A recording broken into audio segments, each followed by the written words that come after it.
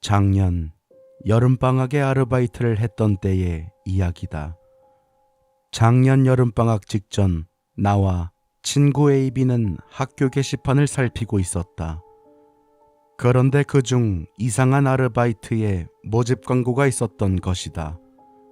그 내용은 일당 8,000엔, 피서지에 있는 별장으로 이사하는 작업, 3박 4일로 숙박 포함, 식비와 교통비는 별도로 지급함 이라는 것이었다.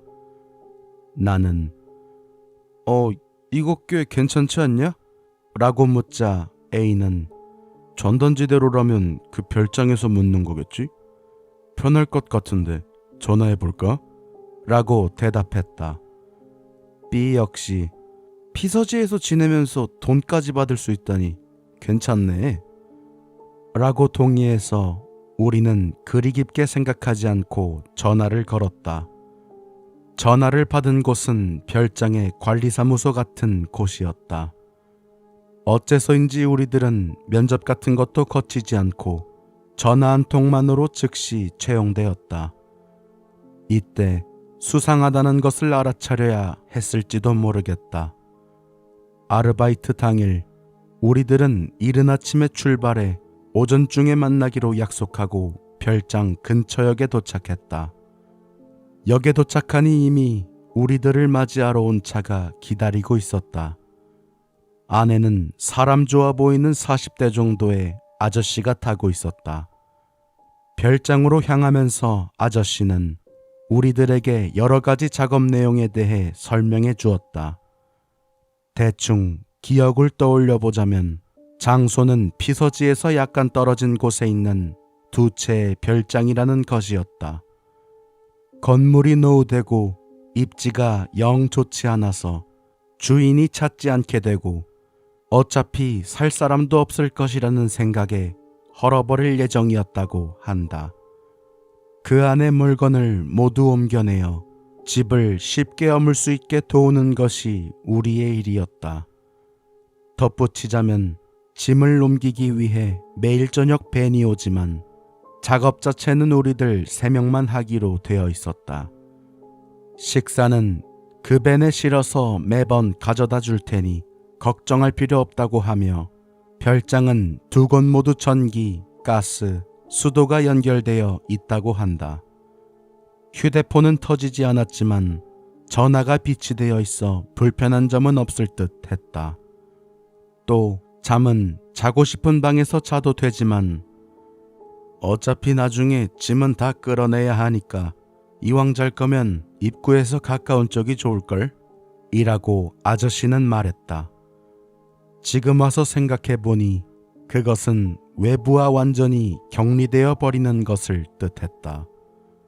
상당히 수상한 일이었지만 당시 우리들은 그것까지는 생각하지 못하고 있었다. 별장에 도착하고 나서 우리들은 조금 당황했다. 건물이 낡았다는 이야기는 들었지만 눈앞에 있는 건물은 생각했던 것 이상이었다. 두 채 모두 큰 건물로 보통 집과 별 다름없는 크기의 통나무집 같은 느낌이었다. 하지만 나무벽은 거무스름해져 있었고 해가 비치지 않는 곳이 있어 건물 밑에는 이끼가 가득이었다. 게다가 정원은 몇 년이나 방치한 것인지 완전히 피폐해져 있었다. 나무는 시든 채 가지를 여기저기 뻗치고 있었고 무성한 잡초 사이로 여기저기 담쟁이 덩쿨이 얽혀 있었다.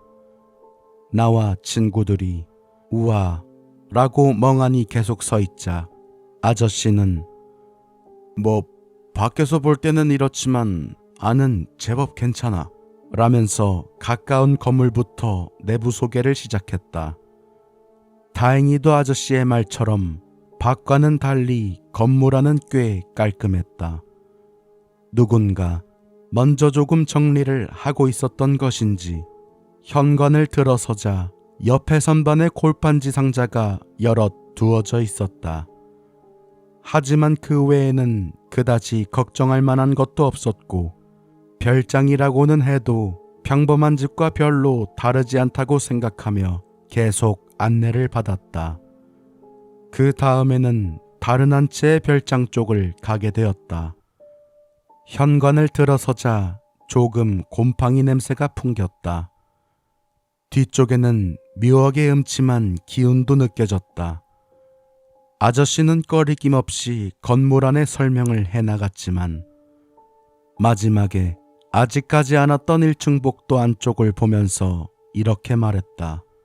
저 안쪽은 가까이 가지 않는 편이 좋아. 전에 비가 새서 그 이후로 바닥이 미끄러져서 위험해.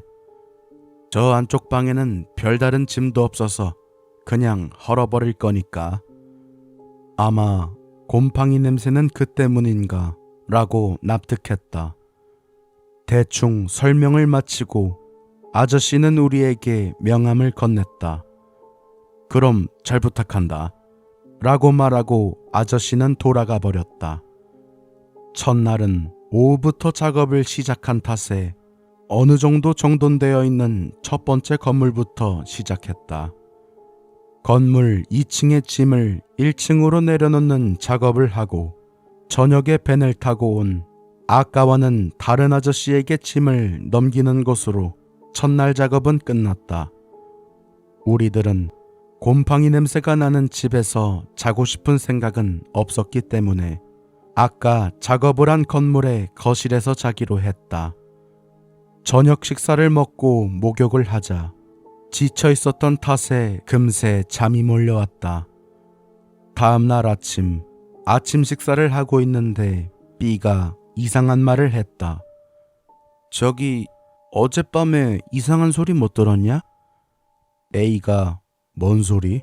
라고 반문하자 B는 아니 밤에 잠이 깨서 화장실에 갔었는데 밖에서 무언가 질질 끄는 것 같은 이상한 소리가 들렸거든. 왠지 기분 나빠서 라고 대답했다. 나는 B가 우리를 겁주려고 장난치는 것이라고 생각해 너는 일만 열면 거짓말이냐? 라고 웃으면서 받아쳤다. 하지만 B는 진지한 얼굴로 장난이 아니라 진짜 들었어 라고 말했다. 나는 예상 외인 대답에 조금 당황했다. 그러자 A가 그럼 작업 시작하기 전에 잠깐 주변을 돌아보고 올까? 라고 제안했다. 식사를 마치고 우리는 A의 제안대로 별장 주변을 잠깐 산책하기로 했다. 하지만 주변을 거닐러 보아도 워낙 풀이 무성해서 지나갈 수 없는 곳도 있었는데다 딱히 눈에 띄는 것도 없었다. 결국 그 일은 B가 동물이 지나가는 소리 같은 걸 들은 것으로 일단락되었다. 그날은 전날과 마찬가지로 어제 잤던 건물의 정리를 했다. 하루 이상 걸리지 않을까 걱정했지만 의외로 빨리 작업이 진행되어 그날 중으로 모두 정리하고 짐을 옮겨보낼 수 있었다. 그날 밤 내가 자고 있는데 옆에서 자고 있던 B가 나를 깨웠다. B는 A도 깨워놓은 상태였다. 이런 밤중에 왜 깨우는 거야? 라고 투덜거리자 B는 조용히 하고 밖에서 나는 소리를 들어봐 라고 작은 목소리로 말했다. 나와 A는 뭐야? 라고 생각하면서도 귀를 기울였다. 그러자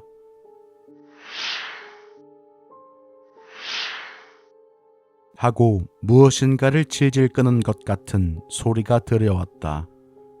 나와 A는 서로를 마주보고 B에게 뭐야 저거? 라고 물었다.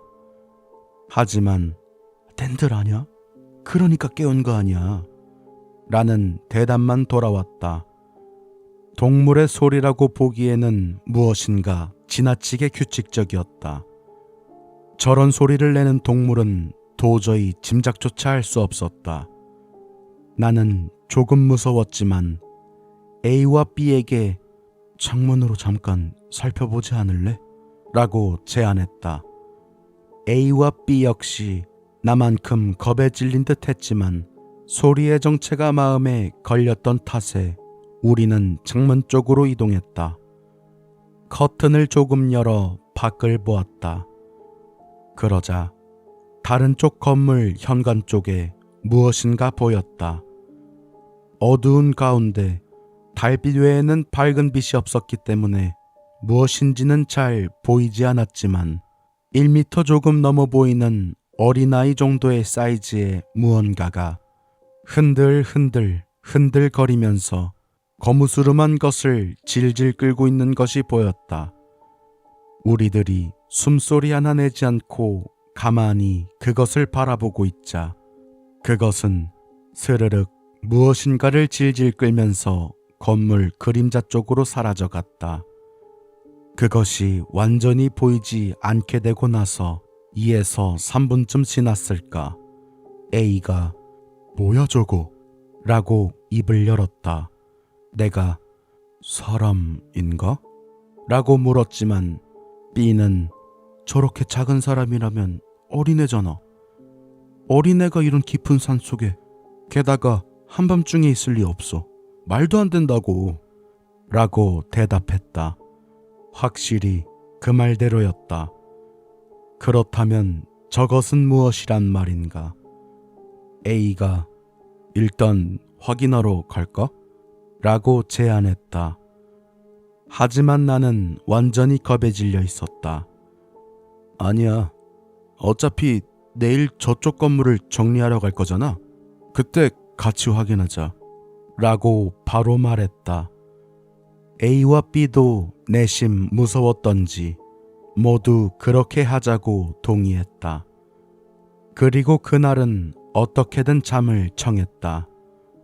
다음 날 아침 피로와는 분명히 다른 이유로 우리의 다리는 무거웠다.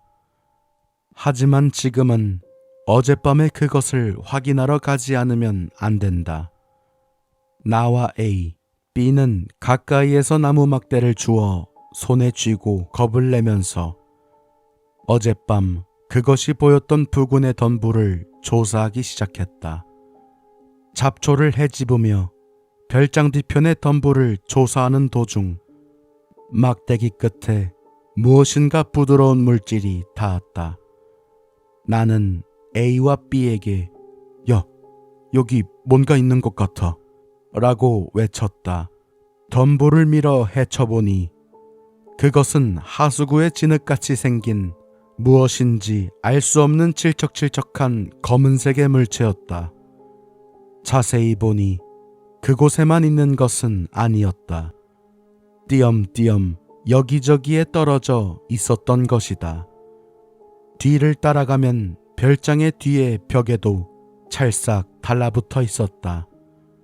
게다가 그 물체의 흔적을 따라가 보니 정말 별장 마루밑 쪽까지 자국이 계속되어 있었다. 그렇지만 그 이상 이상한 것은 없었다.